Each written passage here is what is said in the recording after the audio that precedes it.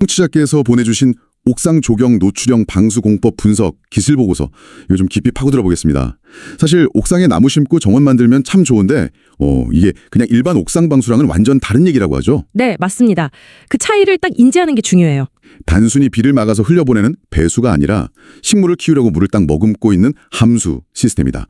여기서부터 뭔가 좀 복잡해지는 것 같아요. 정확히 보셨어요. 그게 핵심입니다. 1번 옥상 방수층은 비 올 때 잠깐 젖었다 마르잖아요. 네, 그렇죠. 근데 조경 아래 방수층은 흙이랑 물 때문에 거의 1년 내내 물에 잠겨 있는 상태. 그러니까 상시 침수 상태라고 보시면 돼요. 1년 내내요? 네. 거기다가 흙 속 미생물, 식물 뿌리, 또 가끔 주는 비료 같은 화학물질 이런 거랑 계속 닿아 있죠. 일반 방수 환경하고는 비교가 안 될 정도로 가혹한 조건입니다. 특히 그 식물 뿌리요? 이게 진짜 무섭다면서요? 보고서 보니까 그냥 비집고 들어가는 정도가 아니라 그 힘이 엄청나서 방수층 자체를 파괴할 수도 있다고요. 와, 그냥 물 안 새게만 하는 게 아니었네요, 정말. 그렇습니다. 그래서 옥상 조경 방수에서는 이 물 한 방울 안 새게 막는 수밀성은 이건 당연한 기본이고요. 기본이고? 식물 뿌리가 뚫고 들어오지 못하게 막는 방근성 능력. 이게 결정적으로 중요합니다. 아무리 비싼 방수제를 써도 뿌리가 뚫어버리면 결국 누수로 이어지고 그럼 시스템 전체가 그냥 실패하는 거죠. 방근성? 네. 유럽에서는 그래서 아예 이 방근 성능 시험 기준 EN 13948 이런 게 따로 있을 정도예요. 수밀성의 방근성. 거기다가 늘 젖어있고 화학물질에도 견뎌야 하니까 내구성도 좋아야 하고 또 배수구나 건물 구조체랑 잘 이어져서 물이 엉뚱한 대로 안 새게 하는 시스템 안정성까지. 와, 요구 조건이 진짜 까다롭네요. 자, 여기서 이 보고서가 정말 강조하는 핵심 포인트가 딱 나옵니다. 그게 뭐냐면 유지보수의 거의 불가능성이에요. 유지보수가 불가능하다고요? 네. 한번 흙 덮고 나무 심어버리면 그 밑에 있는 방수층에 문제가 생겨도 그거 찾아서 고치기가 거의 불가능합니다. 수십 톤, 어떨 땐 수백 톤의 흙, 식물, 구조물 다 걷어내야 할 수도 있는데 이건 보수가 아니라 사실상 재시공이죠. 시간하고 비용이 어마어마하게 들어요. 이야, 생각만 해도 좀 끔찍한데요. 비싼 돈 들여서 정원 싹 꾸며놨는데 몇 년 있다가 아래층 천장에서 물이 뚝뚝 떨어지고 근데 원인 찾으려면 멀쩡한 나무랑 흙을 다 파내야 한다니? 그래서 초기 비용이 조금 더 들더라도 처음부터 그냥 하자 제로 페일리어 이걸 목표로 잡고 가장 신뢰도 높은 자재랑 공법을 선택하는 게 길게 보면 훨씬 경제적이라는 겁니다. 네네. 이건 단순히 비용 아끼는 문제가 아니고요. 건물 전체 수명과 가치를 지키는 일종의 리스크 관리 차원에서 접근해야 되는 거죠. 이 보고서가 결국 묻는 것도 그거예요. 수십 년 문제없는 옥상 정원 만들려면 대체 어디에 돈과 노력을 쏟아야 하는가 이겁니다. 그렇군요. 그럼 그 신뢰도 높은 공법들 어떤 것들이 있는지 좀 구체적으로 들어가 볼까요? 보고서에서는 크게 세 가지로 나누던데요. 액체로 바르는 도막계, 판을 붙이는 시트계, 그리고 이 둘을 섞은 복합계 이렇게요. 네, 먼저 도막계, 그러니까 액상 방수제를 칠하거나 뿌리는 방식부터 보죠. 이것도 그 안에서 성능 차이가 꽤 커요. 가장 흔히 쓰는 폴리우레탄, 우리가 보통 우레탄이라고 부르는 거 있죠. 네, 녹색 그거요? 네, 그거부터 시작해서 고성능 폴리우레아, 그리고 아주 단단한 FRP 같은 것들이 있습니다. 우레탄 방수, 옥상에서 제일 많이 보는 그 녹색이나 회색으로 칠해진 그거 말씀이시죠? 시공도 비교적 편하고 탄성도 좋다고 들었는데 이게 옥상 조경에는 치명적인 약점이 있다고요? 맞습니다. 그 일반적인 표준 우레탄 방수제는요. 스스로 뿌리를 막는 힘, 그러니까 자체 방근성이 없어요. 없군요. 네, 그래서 시간이 지나면 식물 뿌리가 그 우레탄층을 파고들 수가 있습니다. 또 계속 물에 잠겨 있으면 가수분해라고 해서 재료 자체가 약해질 수도 있고요. 그래서 옥상 조경에 우레탄을 쓰시려면 반드시 우레탄 방수층 위에 별도로 방근 시트나 방근 필름 같은 걸 깔아줘야만 합니다. 근데 이게 또 공정이 추가되는 거고 다른 하자의 원인이 될 수도 있거든요. 자체 방근성이 없다니 옥상 조경에는 좀 부적합해 보이는데요. 그럼 같은 도막계 중에서 폴리우레아는 어떤가요? 이건 특수 장비로 고온 고압에서 뿌리는 초속경화 스프레이 방식이라는데 훨씬 강력해 보이네요. 송탄 소방서 옥상 정원 사례도 있던데요. 폴리우레아. 이건 현존하는 도막 방수제 중에서는 가장 우수한 성능을 가진 재료 중 하나라고 할 수 있습니다. 인장 강도, 내마모성, 내화학성 같은 물리적 성능이 우레탄하고는 비교가 안 될 정도로 뛰어나죠. 그리고 가장 중요한 거 대부분의 폴리우레아 제품이 뛰어난 자체 방근성을 가지고 있다는 점이에요. 자체 방근성이요? 네. 그래서 별도 방근층 없이 방수랑 방근을 한 번에 해결할 수 있는 거죠.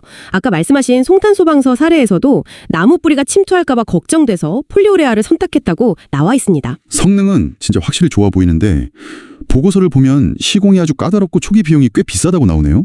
현장에서 정말 그 비용과 노력을 들일 만한 가치가 있다고 보편적으로 인정받고 있는 건가요? 아, 네. 좋은 지적이십니다. 초기 비용은 확실히 높아요. 고가의 전용 장비가 필요하고 또 숙련된 기술자가 시공해야 제 성능이 나오거든요. 그렇군요. 하지만 30년 이상의 기대 수명, 그리고 낮은 하자 발생 가능성, 이런 걸 고려하면 아까 말씀드렸던 생애 주기 비용, LCC 관점에서는 오히려 더 경제적일 수 있다, 이런 평가가 많습니다.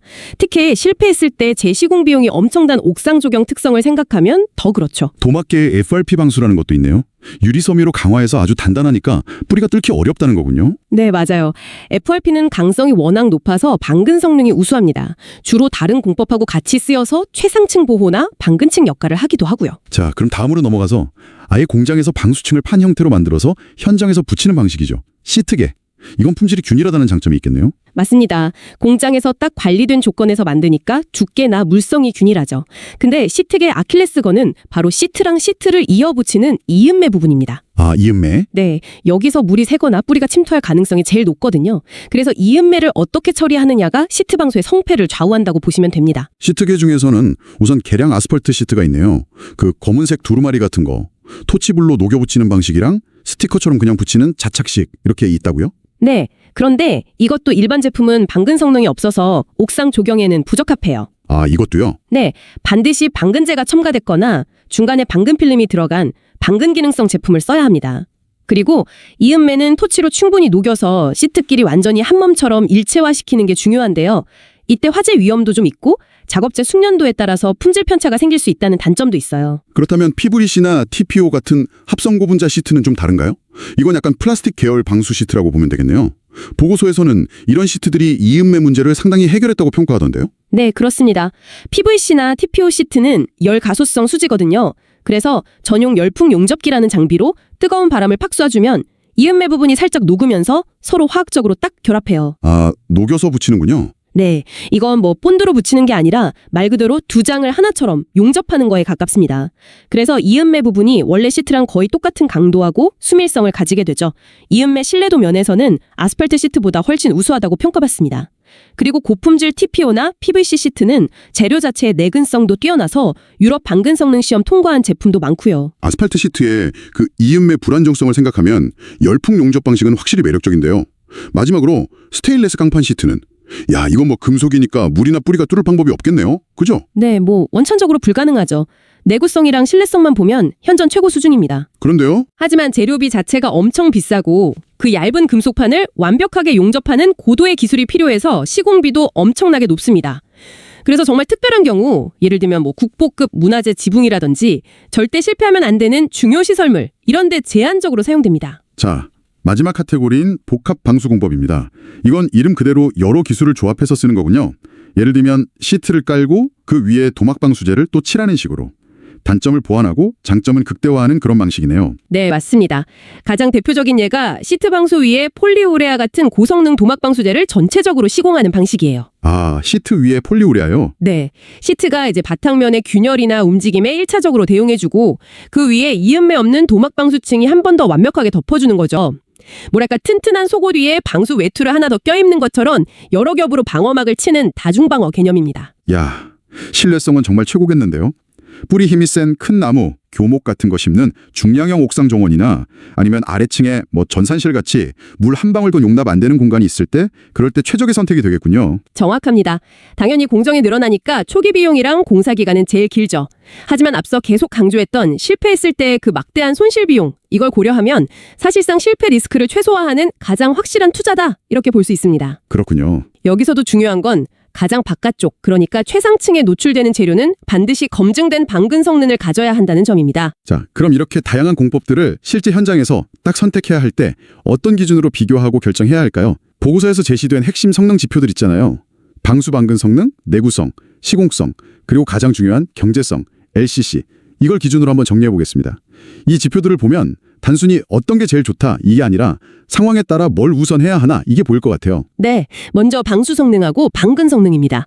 방수 성능만 보면 폴리우레아 같은 도막계는 이음매가 없다는 게 이론상으로는 강점이죠. 하지만 시공할 때 균일한 두께를 확보하는 게 중요하고 또 눈에 안 보이는 미세한 피놀 같은 게 생길 수도 있어요. 아, 피놀? 반면에 시트계는 제품 두께는 균일하지만 역시 이음매 처리가 성능을 좌우합니다. 특히 TPO나 PVC의 열풍 용착 이음매는 신뢰도가 아주 높게 평가되고요. 복합공법은 이 둘의 장점을 취하니까 가장 높은 수준의 방수 성능을 기대할 수 있죠. 그리고 옥상 조경에서는 방수 성능만큼 어쩌면 더 중요한 게 방근 성능. 폴리우레아, TPO, PVC 시트, FRP, 스테인리스 강판. 얘네들은 재료 자체가 뿌리 침투를 막는 자체 방근성이 가지고 있다는 게 핵심이네요. 이걸 쓰면 별도 방근층이 필요 없거나 훨씬 안전하다는 거군요. 맞습니다. 반면에 일반 우레탄이나 표준 계량 아스팔트 시트는 반드시 별도의 검증된 방근층을 추가해야 하고요. 이때 KSF 4938 같은 공인된 방근 시험 성적서 확인, 이건 필수입니다. 그냥 말로만 방근된다고 하는 건 믿을 수가 없죠. 그렇죠. 꼭 확인해야겠네요. 다음은 내구성이랑 기대 수명인데요. TPO, PVC, 폴리우레아 같은 합성 고분자 계열은 흙 속에 있는 유기산이나 비료 성분 같은 화학적 환경에 강합니다.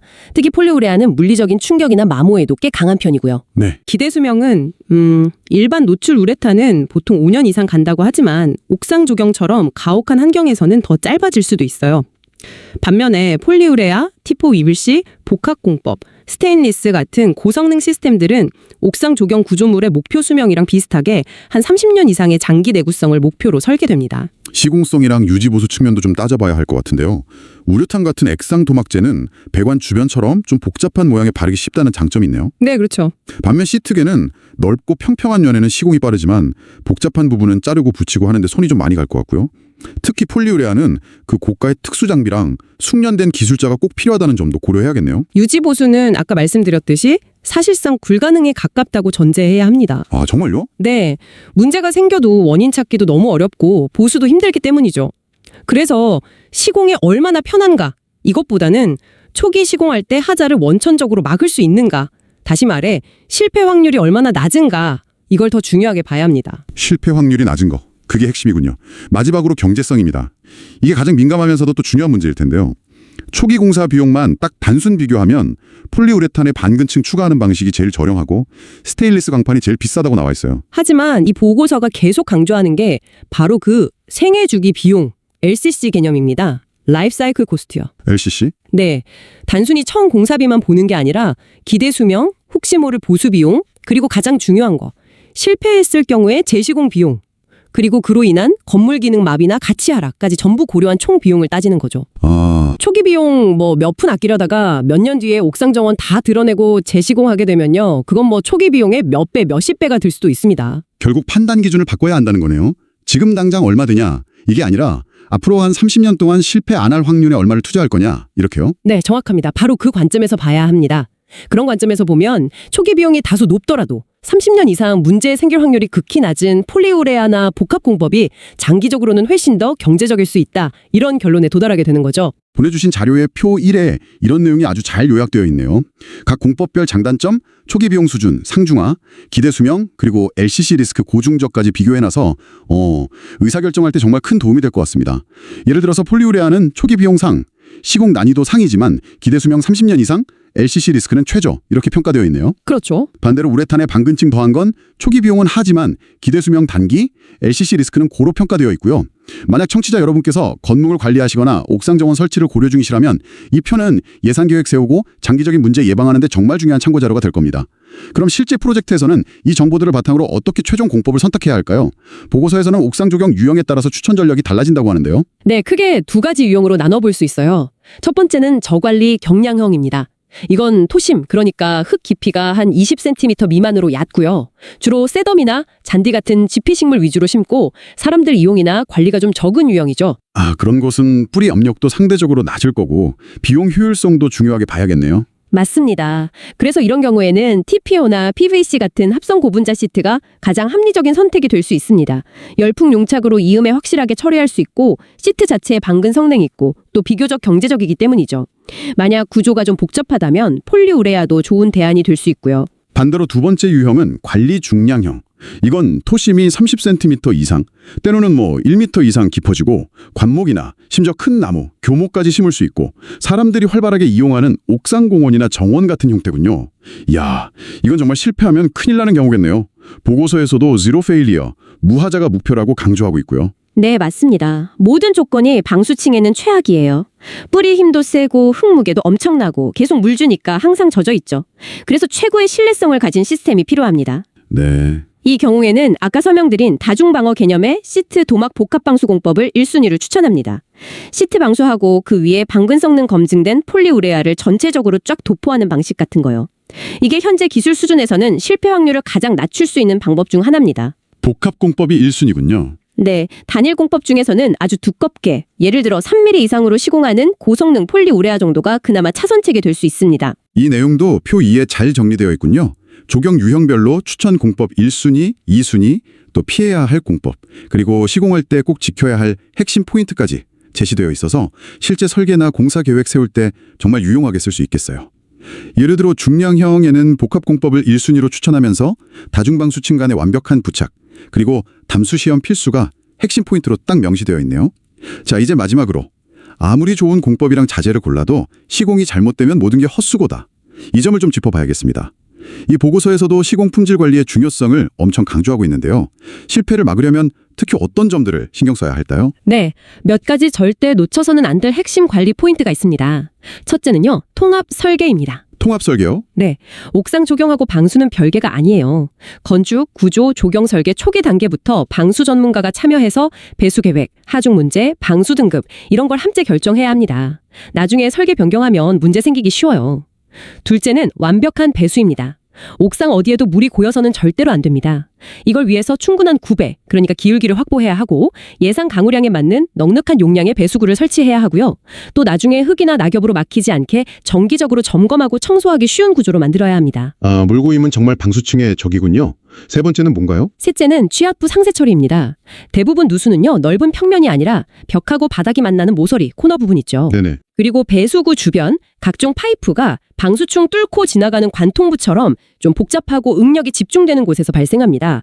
이런 부분은 반드시 설계 도면에 따라서 보강 시트나 보강 천을 덧대고 신축성 있는 실란트로 꼼꼼하게 밀봉하는 등 표준 시방 이상으로 강화 처리를 해야 합니다.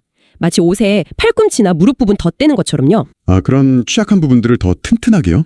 네 번째는 방수층 자체를 보호하고 성능을 확인하는 거군요. 맞습니다. 넷째는 방수층 보호 및 품질 검증입니다. 방수공사 딱 끝낸 다음에 흙 덮거나 다른 공사 진행하는 과정에서 방수층이 찢어지거나 손상되는 경우가 정말 비일비재해요. 아, 정말요? 네, 이걸 막기 위해서 즉시 보호제, 보호 몰탈이나 보호 매트 같은 걸 시공하거나 아니면 후속 공정 작업자들한테 철저하게 교육하고 작업 총재를 해야 합니다. 그리고 가장 중요한 것 중 하나, 흙이나 식재 기반 설치하기 전에 반드시 최소 24시간, 가능하다면 48시간 이상 물을 가득 채워서 방수층에 누수가 없는지 확인하는 담수시험, 폰딩 테스트라고 하죠. 이걸 꼭 실시해야 합니다. 비용과 시간이 좀 들더라도 이건 절대 생략하면 안 되는 필수 검증 절차예요. 아, 물을 채워서 새는지 직접 확인하는 거군요. 간단하지만 아주 확실한 방법이네요. 그렇죠. 마지막 다섯째는 전문가 시공입니다. 특히 폴리우레아나 TOPVC 시트 같은 고기능성 방수 자재는요, 해당 자재의 특성하고 시공법을 정확히 알고 있는 제조사가 인증한 전문 시공팀이 시공해야만 제 성능을 100% 발휘할 수 있습니다. 아, 시공 설명서만 보고 아무나 할 수 있는 그런 작업이 아니라는 거죠. 이것 역시 LCC 관점에서 보면 초기 투자 비용에 포함시켜야 할 아주 중요한 부분입니다. 네, 오늘 옥상 조경 노출형 방수공법 분석 보고서를 통해서 겉보기엔 참 아름다운 옥상 정원의 그 숨겨진 이면, 그러니까 방수 시스템의 중요성과 복잡성에 대해서 아주 깊이 있게 들여다본 것 같습니다. 단순 방수를 넘어서 방근, 그리고 LCC라는 키워드가 핵심이라는 점, 그리고 완벽한 시공 관리가 무엇보다 중요하다는 점을 확실히 알게 되었네요. 네, 옥상 조경은 단순히 건물을 녹화하는 걸 넘어서서요, 도심 열섬 형상 완화라든지 건물 에너지 효율 증대, 또 사람들에게 휴식 공간을 제공하는 등등 정말 다양한 가치를 지닙니다. 하지만 그 이면에 숨겨진 이 방수라는 기술적 토대가 부실하면 모든 것이 그냥 사상노각이 될 수 있죠. 그렇죠? 오늘 논의된 내용들이 앞으로 옥상 조경을 계획하시거나 관리하시는 데 있어서 좀 장기적인 안목으로 최선의 결정을 내리는 데 도움이 되기를 바랍니다.